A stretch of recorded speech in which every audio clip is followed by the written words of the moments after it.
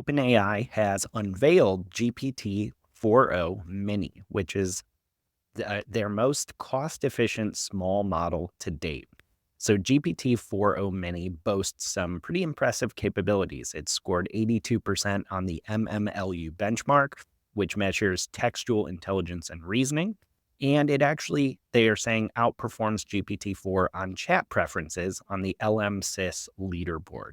Now, the big thing to note here is the cost. GPT-4o Mini is priced at just 15 cents per million input tokens and 60 cents per million output tokens.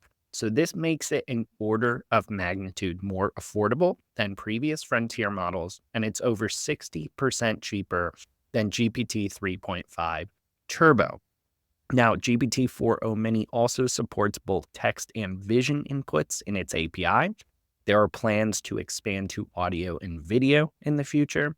It has a substantial context window of 128,000 tokens and can handle up to 16,000 output tokens per request.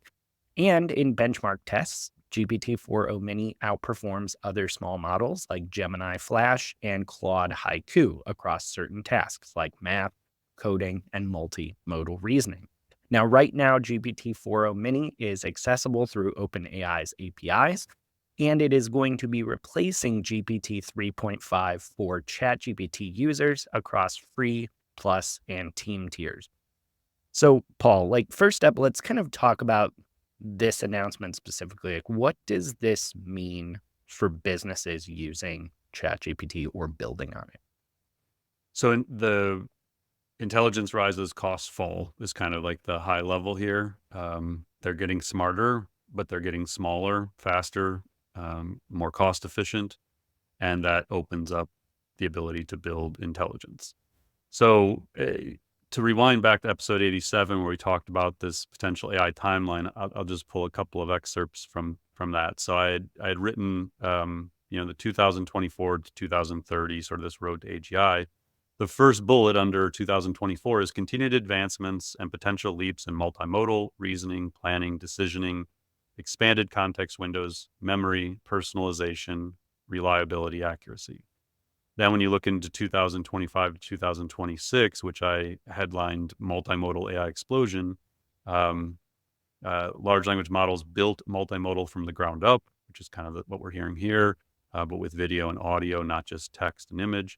Frontier models become 10 to 100 times more powerful and generally capable. We're going to talk about that in a minute. But here's the key one. Smaller, faster, more efficient models enable vast applications on device, phones, earbuds, watches, possibly wearables. And then synthetic data is a key one to come back to. So at this point, I put synthetic data potentially becomes the dominant source of vision training, but also, as we learn, plays a key role in training the big frontier models. So I want to jump over to Andrej Karpathy, who we talk about all the time, legendary AI researcher, ran AI at Tesla for 5 years, a couple of stints at OpenAI. We'll actually talk in a few minutes about Andrej's new initiative. But he tweeted when this model came out, this is July 18th, large language model size competition is intensifying backwards. My bet is that we'll see models that think very well and reliably that are very, very small.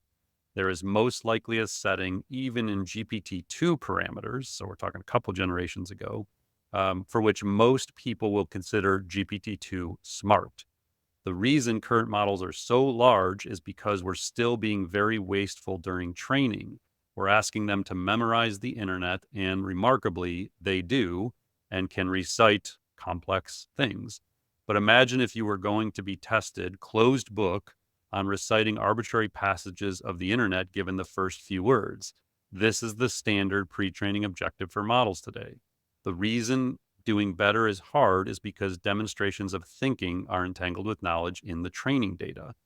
Therefore, the models have to first get larger before they can get smaller, because we need their automated help to refactor and mold the training data into ideal synthetic formats.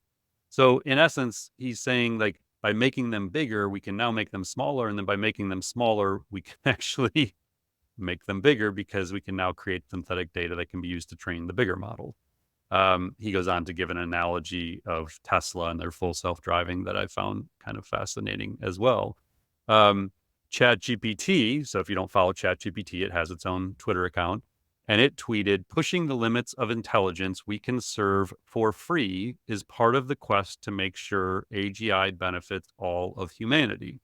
So the cost reduction not only has practical application to businesses, it has a broader application to this pursuit of AGI and making it readily available.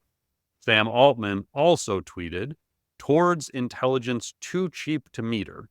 Way back in 2022, the best model in the world was Text DaVinci 003, which was available in their playground. I remember, using that before ChatGPT came out. It was much, much worse than this new model. It cost 100 times more." So just 2 years ago, the best model in the world cost 100 times more than this new model and was nowhere near its capability. So the rate of change, again, is so complicated to understand and process. But long story short, AI gets smaller and cheaper, drives access to it, and accelerates innovation because now startups who build on the APIs can innovate faster. They can build tools that are more practical to different industries. And it drives disruption faster because intelligence becomes cheaper and it potentially accelerates the impact on the knowledge workforce that we've talked about. So, it's the bigger models are getting bigger and more generally capable, and the smaller models are achieving performance outputs and capabilities that a year ago was what the most advanced frontier models did. And this is the cycle we're going to be in. They're going to keep getting bigger and they're going to keep getting smaller. And that's a weird dynamic to be planning for the future. And when intelligence seems to be everywhere and the cost of it is dramatically plummeting. This is really good timing too with last week's topic around Yeah. the Carl Schulman podcast, which I'm sure for some people it just seemed like so future looking, but this is the cycle it seems he's talking about. When intelligence that is good enough gets cheap enough, it unlocks all sorts of kind of exponential or runaway improvements in what's possible. Is that kind of how you're looking at this? Yeah, for sure. I think it's a good call to, like, if you didn't listen to last week's podcast, I would go listen to it. I think that it's helpful context. And then, like, I was trying to, was 1969, the Apollo mission goes to the moon. And I was thinking back to, because it was in July of 69. So, anniversary week, or right around the anniversary. And I was remembering back to the stories of how the computer, the supercomputer, quote unquote, of that time is nowhere near the capabilities of we now have in our pockets with the iPhone.